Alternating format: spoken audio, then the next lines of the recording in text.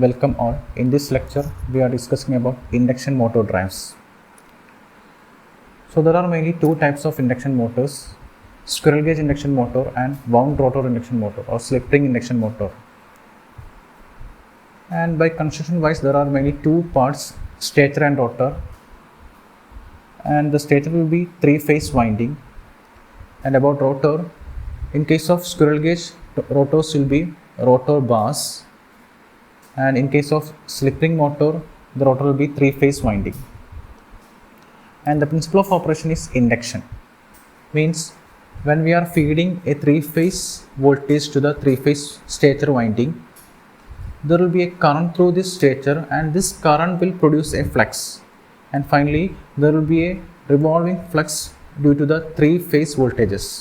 There will be a rotating flux or revolving flux, which the revolving flux of which the speed will be depending upon the supply voltage frequency. And since this rotating field is a changing field, there will be a EMF induced in the rotor conductors. And this EMF induction, according to Lenz's law, will oppose the cause. So actually here the cause is the relative speed between rotating magnetic flux and the rotor. Hence the rotor will try to oppose the cause or try to reduce the relative speed by rotating the rotor, by rotating along with the rotating magnetic field. Hence the stator flux will be revolving with a speed which is depending upon the supply frequency, and the rotor will start to rotate along with this revolving flux with a reduced speed. Here the speed of rotating magnetic field is called synchronous speed, ns, and the rotor will rotate with a speed less than that of ns, say nr. Then this difference is called slip, s equal to ns minus nr by ns, where ns is the synchronous speed in rpm, nr is the rotor speed in rpm. And if you are representing in the radian per second, we can say s equal to omega ms minus omega m by omega m, where omega ms is the synchronous speed in radian per second and omega m is the rotor speed in radian per second. And if you are considering the equivalent circuit of induction motor, there will be stator winding resistance and stator winding reactance, rotor reactance, and RR dash will be the rotor resistance. And there will be EMF induced in the rotor, and XM will be representing the magnetizing component, and we are neglecting the iron loss component here. And we can approximate this equivalent circuit by shifting the XM towards the supply voltage end. Since IM is very small,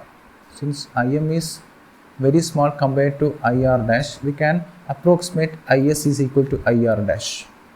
So we can approximate the circuit like this, where E is the EMF induced in the rotor.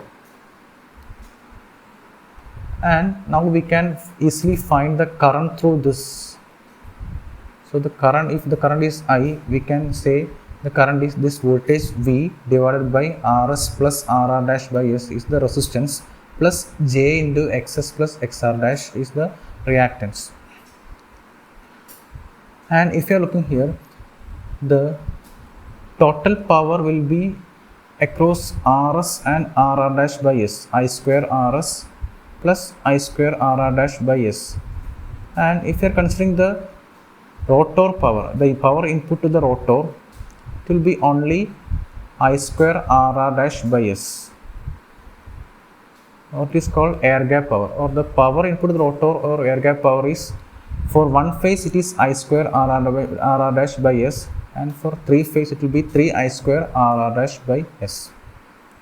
And if we know the power, we can find the torque by P by omega m. So here P by omega. So here the air gap power, actually air gap power is Pg, and in the air gap it is synchronous speed. So we can take Pg and omega ms. So T is equal to Pg by omega ms, and where Pg equal to 3 I square Rr dash by S. Hence we get T as 3 by omega ms I square Rr dash by S. And if you are substituting for I, it will be I is V by Rs plus Rr dash by S plus J into Xs plus Xr dash. Then I square, if you are taking the I square, we want to take the square of the magnitude of this phasor. So numerator is V square and denominator become a square of the magnitude.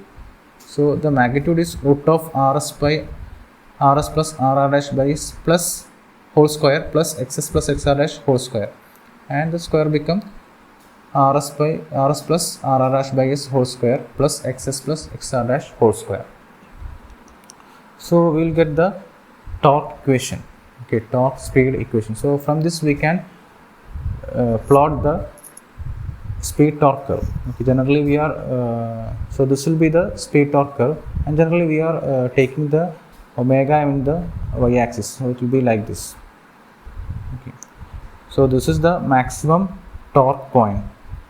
Okay, this is the maximum torque point, and in order to find the maximum torque, we can differentiate this equation with respect to S and equate to 0.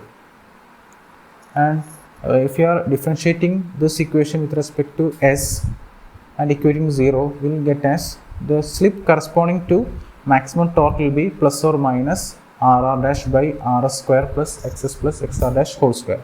And now we can substitute this S in this equation, and we can find the maximum torque T max. T max will be equal to 3 by omega ms V square by Rs plus or minus root of Rs square plus Xs plus Xr dash whole square. So this will be the maximum value. This,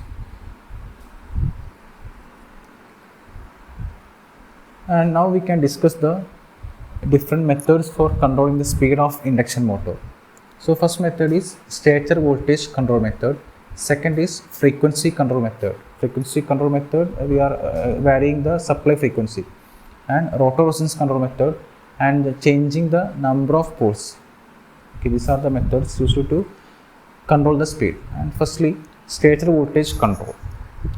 So we have the torque equation like this: T equal to 3 by omega ms V square Rr dash by S. So we can vary the speed torque curve by varying this V.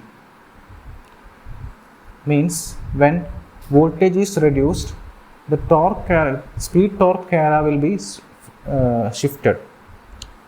Means if this is the speed torque area at V1, voltage V1, if V1 is reduced to V2, this will be shifted to this, and again if voltage is reduced, it will be shifted to this one. Means we can vary the speed torque curve. And if you are considering a low torque having the area like this, the say fan load will be like this. Okay, so at voltage V1, this will be having a higher speed, this speed, and if voltage is reduced to V2, this will be the speed, new speed, it will be a lesser speed, and again if the voltage is reduced, the speed will be again reduced. Okay, so thus we can control the speed of induction motor with a with varying the voltage. If we are reducing the voltage, the speed will be reduced. At V1 it will be the higher speed, and V2 will be reduced like that. And mainly we are using this method for speed control of fan like that. Okay, one application is the speed control of fan.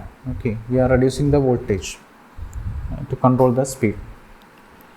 So here there is a disadvantage to this method. If you are looking here, the speed is reduced, but the torque is also getting reduced. If you are, here we are getting this much torque, but here this torque is reduced, and here also the torque is reduced. So by reducing speed, torque is also getting reduced, and so hence it is not suitable for lower speed. So if you are reducing the voltage to reduce the speed, the torque is reduced and become zero, and the motor will start to rotate. It will not be able to rotate. Okay, so it is not suitable for a higher speed range. Okay, and we can attain this control by using by using some Platonic control circuits. So here we have to control the voltage. So we can use a ACVC, AC voltage controllers, by either by using track or either by using thyristors, two anti-parallel thyristors or track.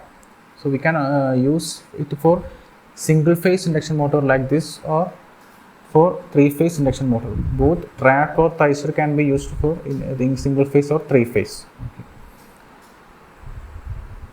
So with this we can wind up this session. Thank you.